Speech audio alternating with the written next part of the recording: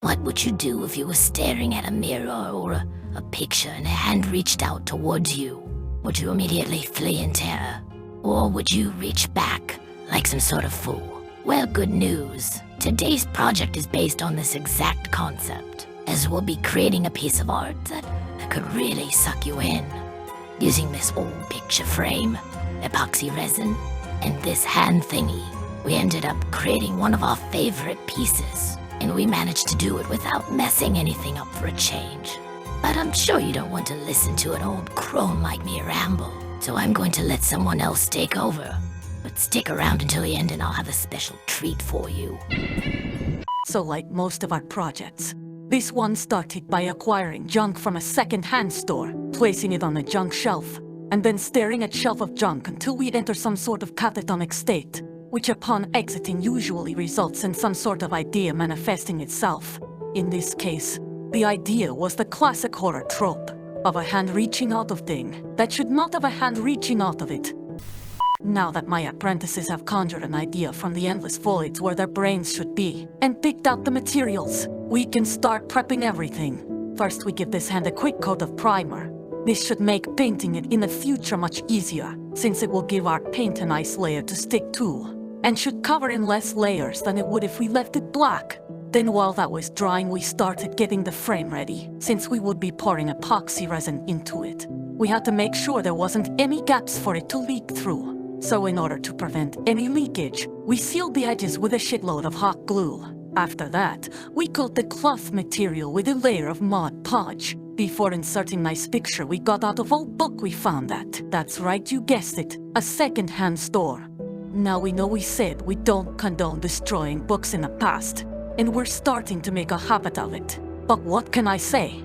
It was really nice picture and we wanted to use it. Sorry for giving new life to a nice picture from dusty old book that no one has looked at in the last 30 years. I can see that. Now that our editor has been banished to the Shadow Realm and our frame is prepped, we can turn our attention back to this hand, which still needs a couple coats of paint before we can attach it to the frame. Since we knew we wanted this to look like a witch's hand reaching out from some sort of fey portal, green felt like the obvious choice of color for the hand. We also kept it very simple and only used a single base color. This is mostly due to the fact that my assistant here has the painting skills of Ray Charles or Helen Keller, but give him tiny plastic toy to paint, and all of a sudden he has vision like Hawk and steady hand like Heart Surgeon. But ask him to paint some fingernails, and all of a sudden he paints like he's been dipping into Bubba's secret stash. I'm going to have to keep my eyes on that one. Maybe I should have him tested. How did you get back in here? You son of a... Once the hand was dry, we could secure it to the frame, and then the real fun begins. Okay, maybe we're being a little dramatic when we say that, but to be fair, this was my apprentice's first time working with epoxy resin, and this project took several weeks to finish, which means we had several weeks to sit around and wait for something to go wrong. But I'll admit, I should give my apprentice here a little more credit. He might be a little bit of a chaos gremlin sometimes, but then there's times where he is a dumpster wizard of the highest order. Did you just call him a dumpster wizard of the highest order? What does that even mean? And do you really think it's a compliment? Anything I say with a kind intent should be taken as a compliment, Mr. Freeman. And what I mean by it is that he works magic with garbage, hence the title Dumpster Wizard. Well, I guess that's kind of nice. In its own weird way. You could even call him a trash magician. Excuse you, but I will not be referring to my apprentice like some sort of cheap Vegas street performer. And if you're going to throw around insults like that, you can find someplace else to linger. Fine. I'll just go watch the Golden Girls marathon with Baba and enjoy some of this delicious, poison-free popcorn. Whatever, go have fun with Baba. I don't care. Oh, and the popcorn was never poisoned, you big baby. Ever since we had that chat with his lawyer, whom I am certain is some sort of archfey or devil with a grudge against me. He has been walking around here like he is some sort of king of rats. And now I have completely lost my train of thought. So for the first layer, we went with a thin, clear coat of resin. After pouring, we blasted it with a heat gun to pop any little bubbles that might try and give us trouble. And if you make a hocus pocus reference after I say that, I swear to God, now that the shenanigans are done, I can continue explaining our process to the nice people still watching. So for this project, we knew we wanted it to look like the hand was reaching from a rippling pool. The problem with this was, well, we had no idea what we were doing. And instead of looking up some sort of tutorial or how-to video, my apprentice here decided he would just mess around with it until he figured it out. Like some sort of dad that is clearly lost, but refuses to ask for directions. Also, this epoxy resin isn't cheap. Does he think I just pull this stuff from my cauldron or summon it from thin air? Because I don't. I am just saying, it is an expensive thing to just experiment with. At least without doing a little bit of research first. But this is the behavior of an insane person. That is true, and this one has always been a little bit of a wild card. Yes, it did turn out very nice in the end. I guess a little chaos could be kind of fun. That's not going to happen. This is the point where we start to add color to each layer.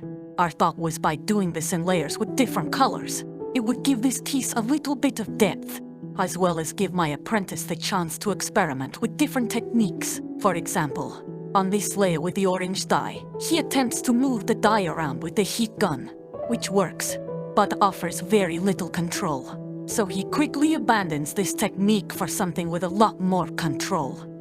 This tiny needle, which eventually gets replaced with a paperclip, and like a caveman discovering fire, it quickly becomes his favorite tool.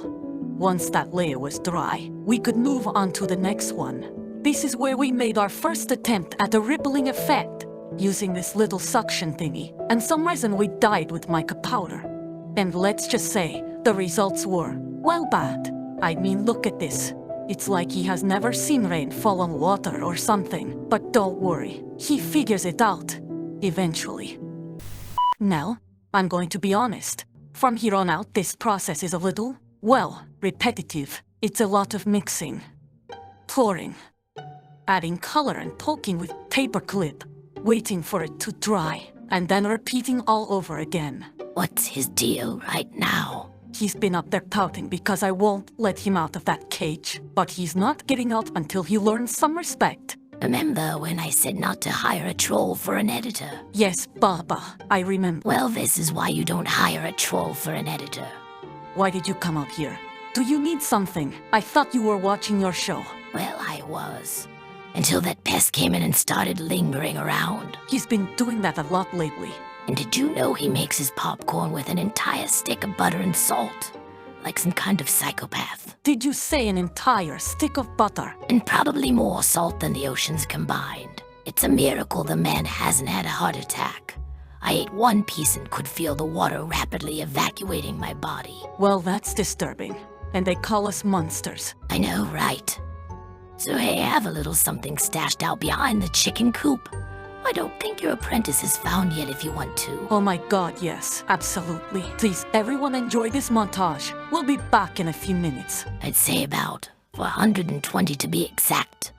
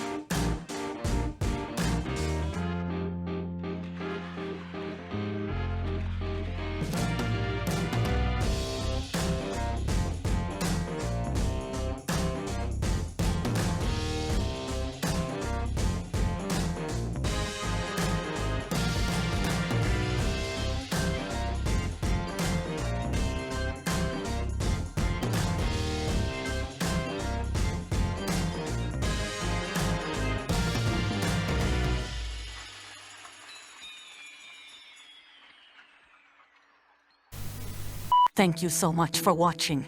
And like always, leave a like and comment if you enjoyed the video. And if you made it all the way to the end, then here's that special treat I promised you.